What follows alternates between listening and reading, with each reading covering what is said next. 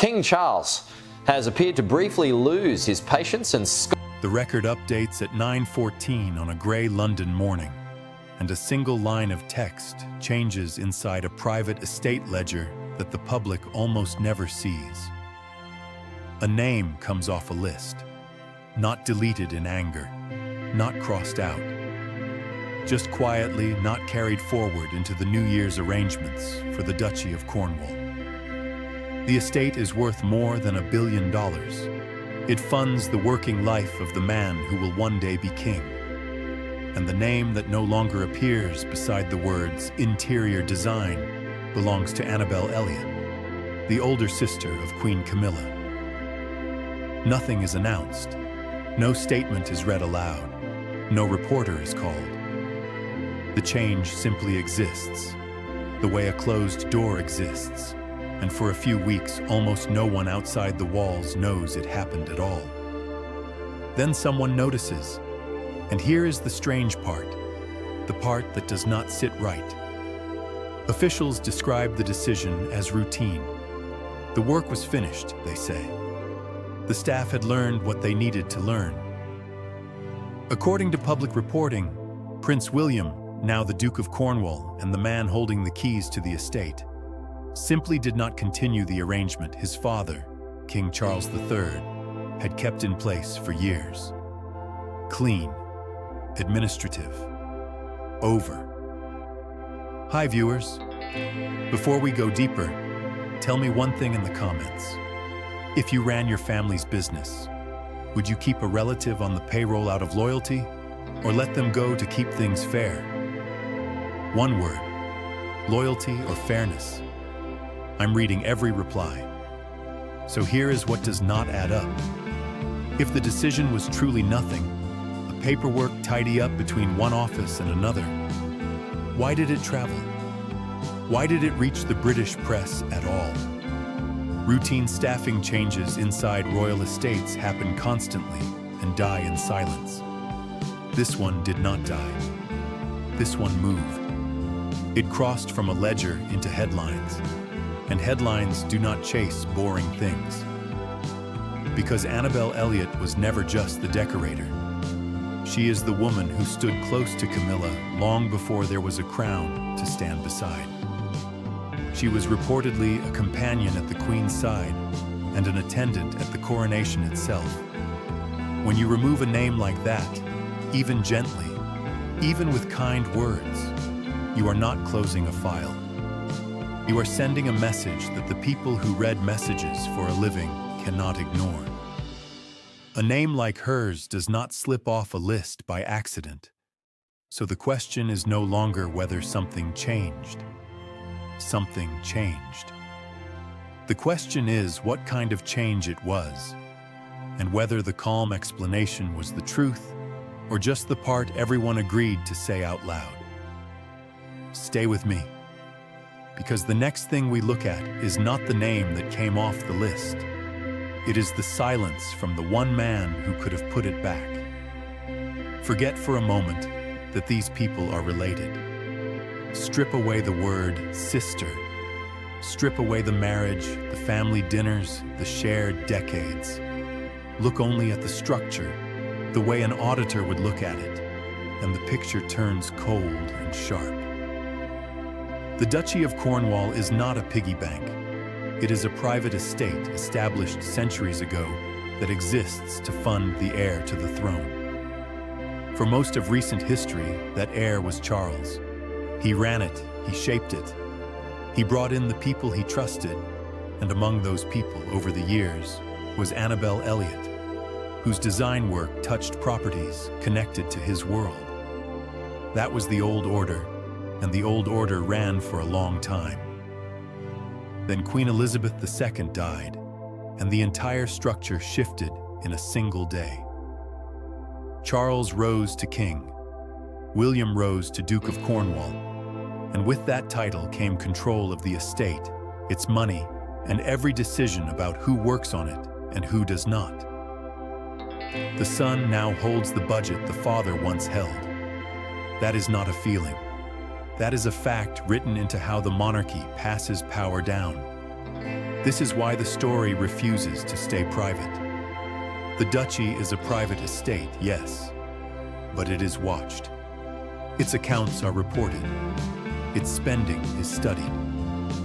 The British press treats every line item as a window into how the future king will rule. So when a family member's role ends, it is never read as a family matter. Just by being there and being wonderfully, encouraging and supportive, which of course is what it's like, as I'm sure you know. Yes, I do know. I do know. It is vital, otherwise, you start thinking, oh God, and then it is read as a signal. And signals from inside the monarchy get decoded whether the palace likes it or not. Now place the human weight back on top of that cold structure. Camilla is queen. She is also a sister who has leaned on Annabelle through scandal, through public hatred, through the long climb from the most disliked woman in Britain to the crown. And William is the future.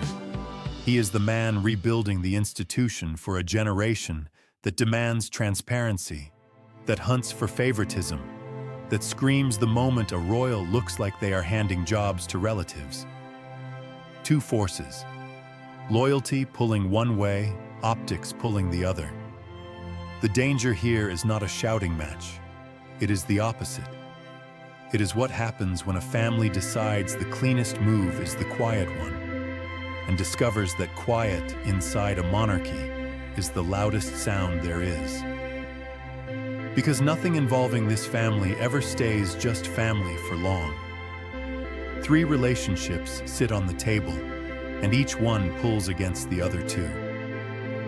Start with Charles and Camilla. Theirs is the bond that survived everything. The affair, the divorce, the public fury, the decades when marrying her seemed politically impossible. He waited. She endured. And when he finally became king in 2022, she became queen beside him. The ending almost no one believed they would get. That loyalty is the oldest and deepest fact in this entire story. Charles does not abandon Camilla. He never has. Now add the second relationship, Camilla and Annabelle. They are sisters, and more than sisters. Through the worst years, when the press painted Camilla as the villain who broke apart a fairy tale, Annabelle reportedly stayed close, a private anchor in a life that had very little privacy left. Annabelle attended the coronation. She is woven into Camilla's support system in a way few people are. So when Annabelle's name surfaces in connection with the duchy, it is never read as just business. It carries the weight of a sister standing inside the machine of the monarchy itself. Then the third relationship, the one that changes everything. William and the institution.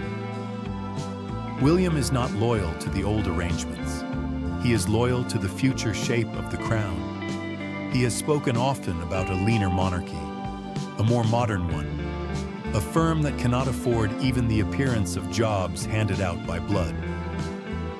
To him, the duchy is not a place to honor family history. It is a working estate that must look clean to a public that is watching closely. And here, threaded quietly through the reporting, is the detail that gives the story its edge. Design and furnishing arrangements connected to Annabelle were publicly noted in the duchy's records over the years. Fees and costs that, while modest against $1 billion estate, were exactly the kind of line item the press loves to circle. Nothing illegal, nothing hidden. Everything, in fact, visible. That is what makes it sensitive. It was all on the record, sitting in plain sight, waiting for the moment someone decided it no longer fit the picture. So nothing here is a crime.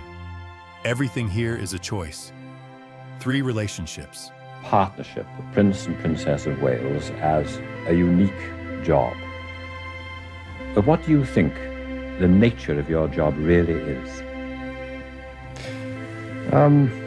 Well, the difficulty is, of course, that I dare say other people may think differently from what we do. But One estate, one decision point. The record is the only witness that cannot be coached, so go straight to the record.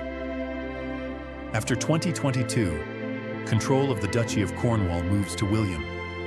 This is the period that matters. Not the years of Charles running things, not the distant past. The handover itself, when the new Duke begins making the estate his own.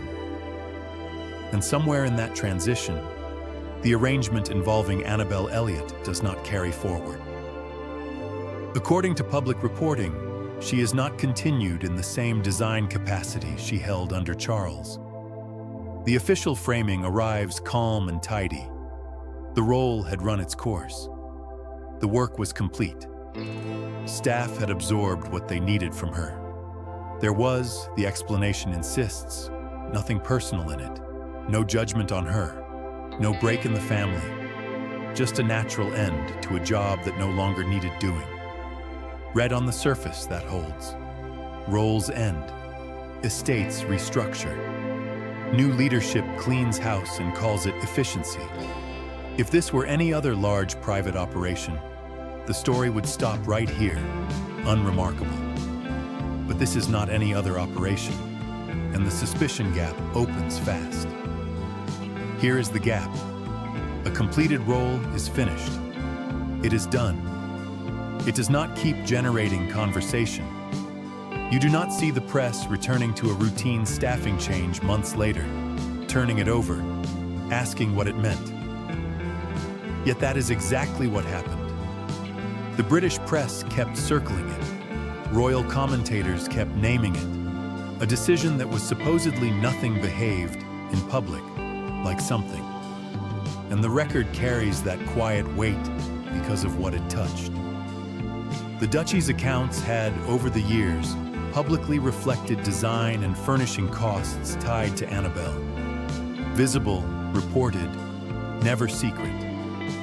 So when her name stops appearing, the absence is just as visible as the presence had been. You can track it. You can point to the before and the after. The paperwork tells you precisely when the old order ended. What the paperwork cannot tell you is why it still stings. Because a closed file should be silent. This one keeps making noise. And in royal life, when the official story says routine, but the room keeps whispering, the gap between those two things is where the real story lives. The paperwork ends. The perception does not. The most telling move in this entire story is a move that never happens. King Charles III does not step in. He does not reverse his son. He does not pick up a phone and quietly restore the old arrangement to protect his wife's sister. He does not issue a word of public defense. The man who waited decades to marry Camilla, who endured a nation's anger to keep her at his side, simply lets the decision stand. That stillness is the loudest thing in the room. Camilla, for her part, holds her position. Publicly, she remains exactly what she has been. Composed, present, queen. There is no statement of hurt, no visible crack, no sign of a sister wounded. The surface stays smooth, and that smoothness, that refusal to react, only deepens the question instead of answering it. People who are truly untroubled do not need to perform calm. They simply are calm. Which is this?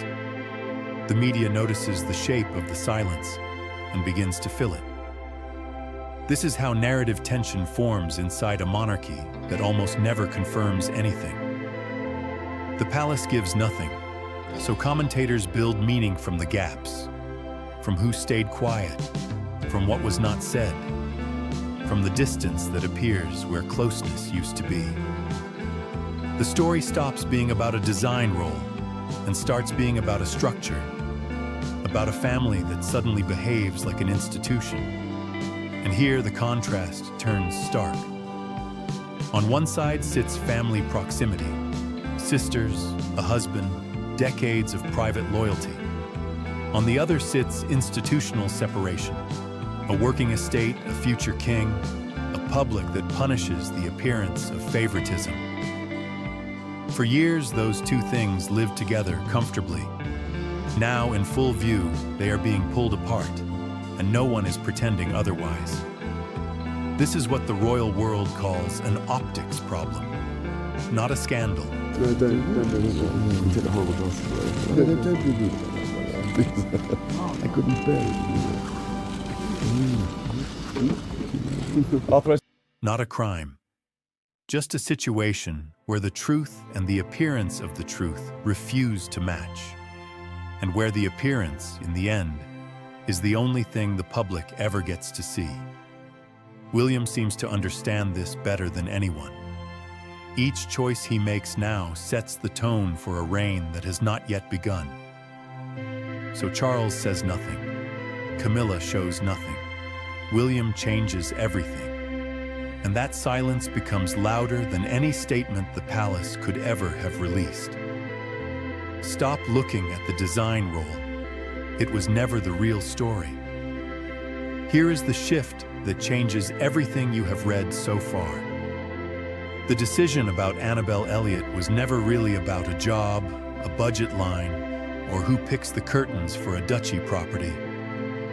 According to the way royal commentators have come to read it, that single quiet move was something much larger wearing a small disguise. It was a signal, a test.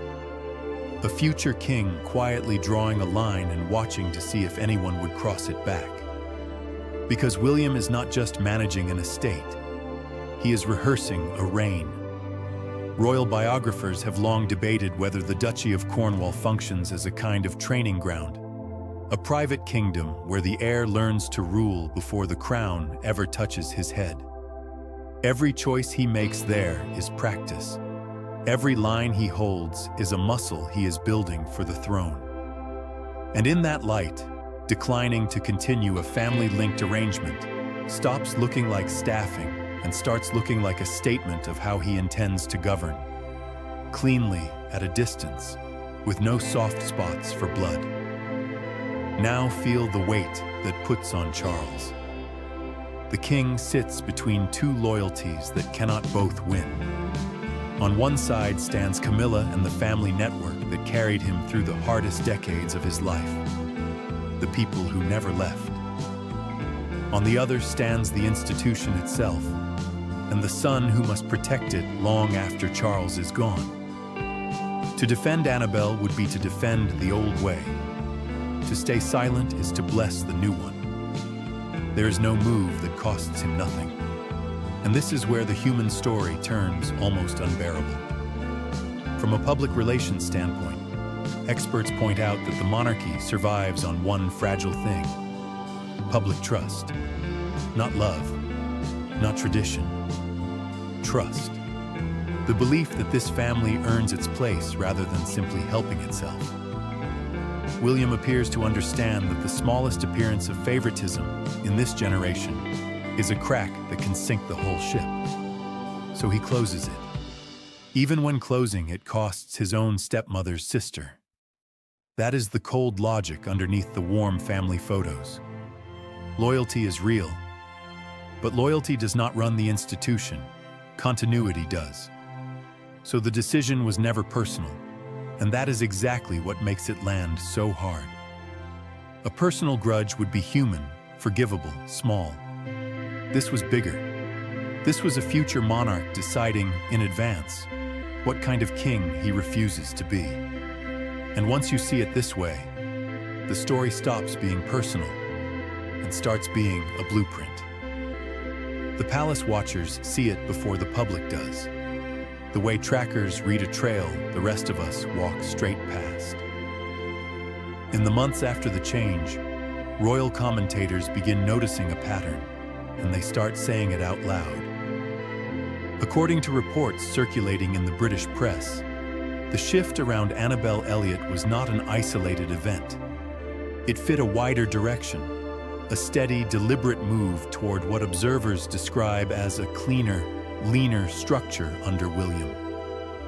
Fewer informal arrangements, fewer roles that exist because of who someone is married to or related to. More distance between the family and the firm. No fight breaks out. That is the part everyone keeps returning to. So, ladies and gentlemen, we meet in times of great uncertainty, in times of conflict. There is no leaked argument, no slammed door, no royal source describing a confrontation between father and son or between the future king and the queen. The separation is structural, not loud. It shows up in absences, in arrangements quietly not renewed, in names that stop appearing where they used to appear. The watchers notice the distance precisely because nothing dramatic fills it. And so Annabelle Elliott changes shape in the public story. She stops being read as an operational figure, a working designer with a role and a record, and becomes something else entirely. A symbol. Royal biographers have long debated whether certain figures inside the monarchy come to stand for more than themselves, and Annabelle slides into exactly that position. She becomes the human marker of an old era, the face that lets the public see, in one person, the difference between how Charles ran things and how William intends to. Before we go further, do me a favor. If you are still watching, drop a single emoji in the comments. A crown if you think William is right, to keep the family separate from the firm. A heart if you think loyalty should have won. I want to see where you land before the verdict. Because here is what makes the symbolism matter. Inside the monarchy, almost nothing is accidental. The clothes are chosen. The seating is chosen. The photographs are chosen. From a public relations standpoint, experts point out that an institution this practiced at controlling its image does not let meaningful things happen by chance. So when a family figure quietly moves from the center to the edge, the watchers do not assume it is random. They assume it is design. The contrast hardens into something you can almost touch. Private loyalty pulling one direction, public structure pulling the other.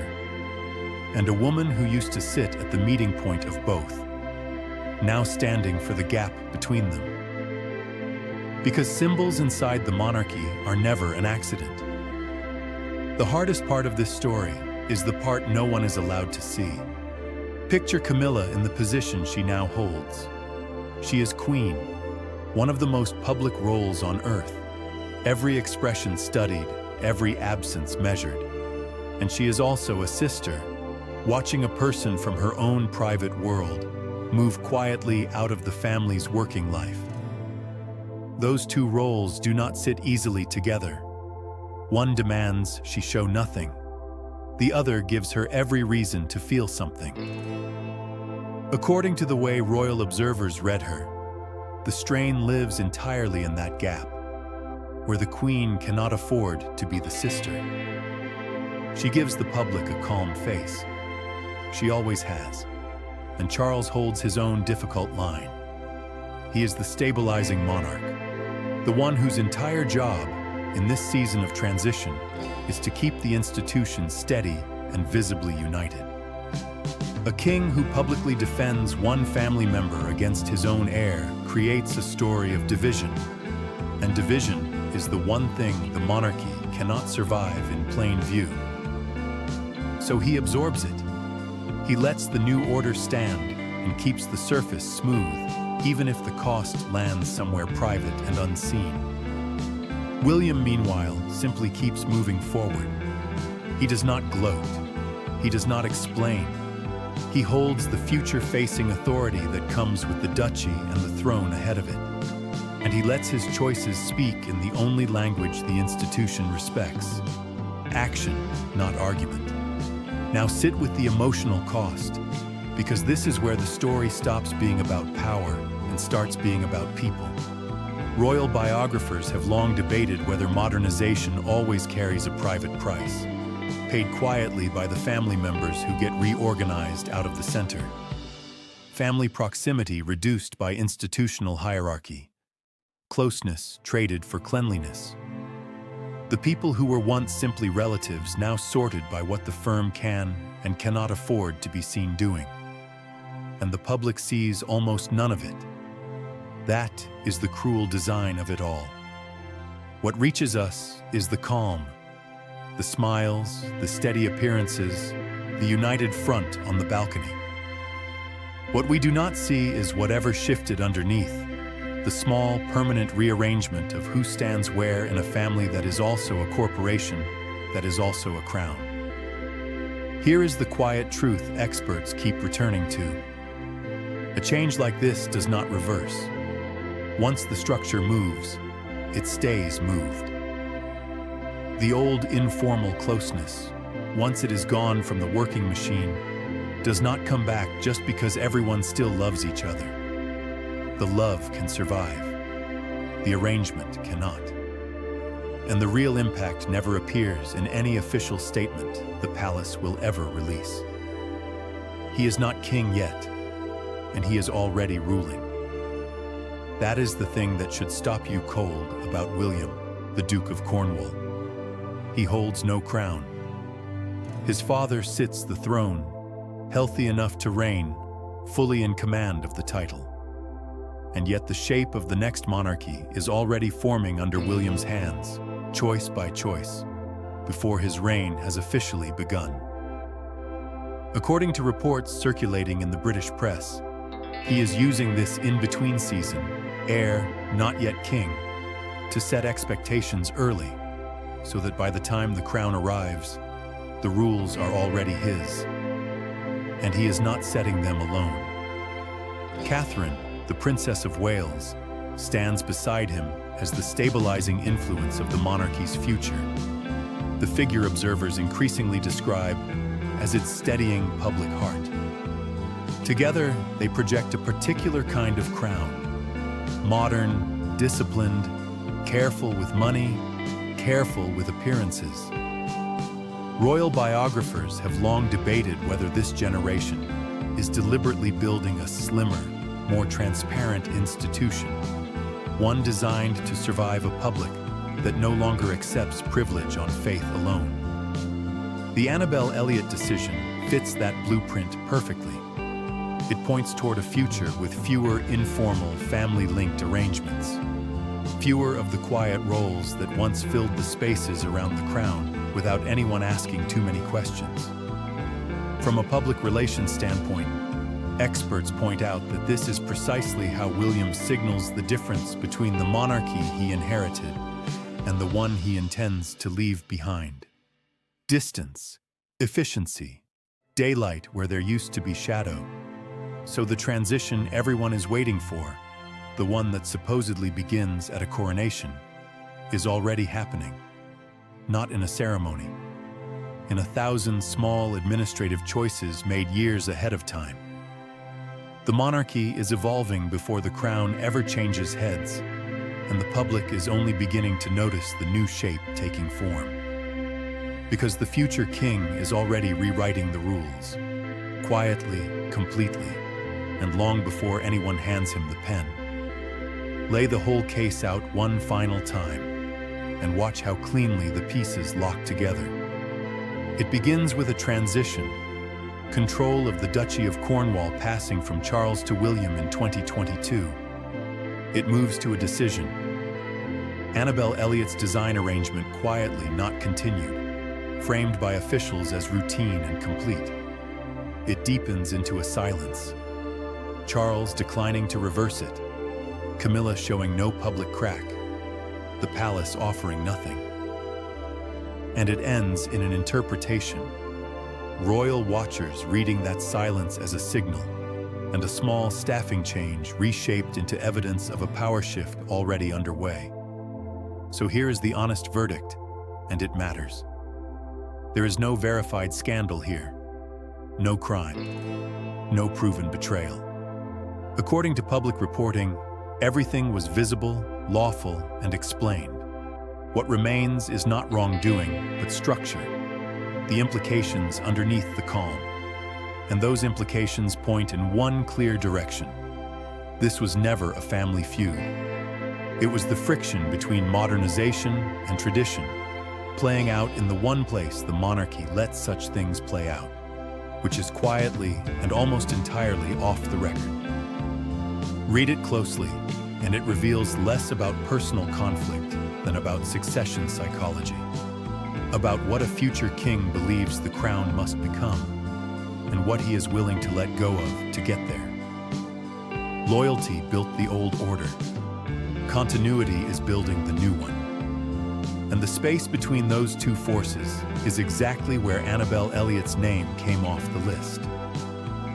So picture the monarchy not as a static family in a palace, but as a living system, always adjusting, always deciding who stands at the center and who moves toward the edge, long before any of it is ever announced. That is the real story. Not a betrayal, a transformation in motion, hiding in plain sight. Because the real transition is not announced. It is already underway. And that is exactly the kind of hidden power story this channel exists to uncover. If this forensic look inside the royal machine held you to the end, subscribe and turn on notifications so you never miss the next case file. There is far more beneath the surface of this family than the palace will ever confirm. Share your verdict in the comments. Power play, or simply the price of a modern crown. Your take might be the one that makes someone else see the whole story differently. Tell us below, and we will see you in the next investigation.